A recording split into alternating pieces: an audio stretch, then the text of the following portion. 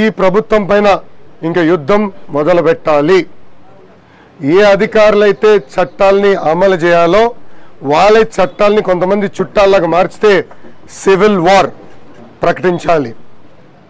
ప్రసక్తే లేదు, ఎవరిని వదిలిపెట్టకూడదు.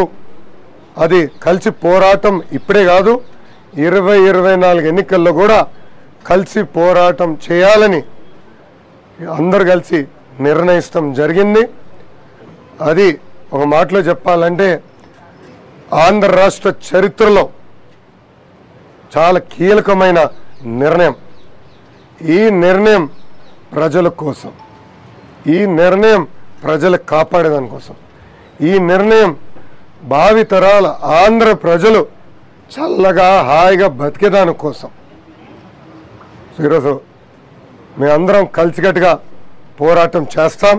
దానికి అటు జనసేన నుంచి ఇటు తెలుగుదేశం పార్టీ నుంచి ఒక కమిటీ వేద్దామని నిర్ణయించుకున్నాం.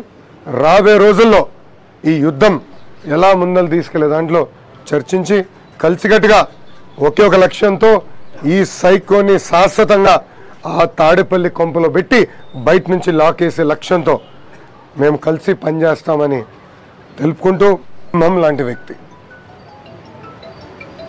ఈరోజు మీరు చూసారు, లోపల ఉన్నా కూడా సైకో జగన్కి చవంట పట్టే విధంగా చేస్తున్నారు. సో లోపలున్నా బయట ఉన్న సింహంని ఎవరు ఆపలేరు. చంద్రబాబుని చూసి ఏమన్నారు? చంద్రబాబు పవన్ కళ్యాణ్ మధ్య దానికి సంబంధించి ఏమని చర్చ?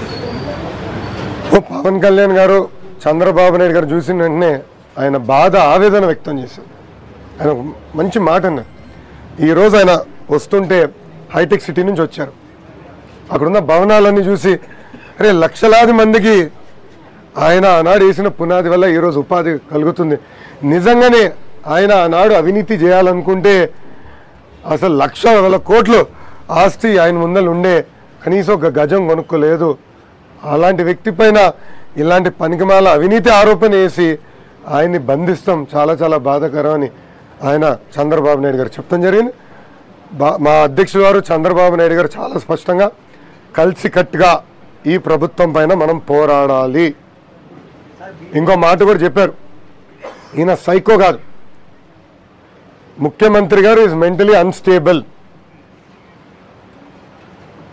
ఆయన మందులు మింగుతున్నారో లేదో ఆయన డాక్టర్లు చెప్పాల, కానీ మెంటలీ అన్స్టేబుల్ వ్యక్తి ఈరోజు ముఖ్యమంత్రిగా అవుతే ఎలాంటి పరిణామాలు ఉంటాయో ఆంధ్ర రాష్ట్ర ప్రజలందరూ చూస్తున్నారు.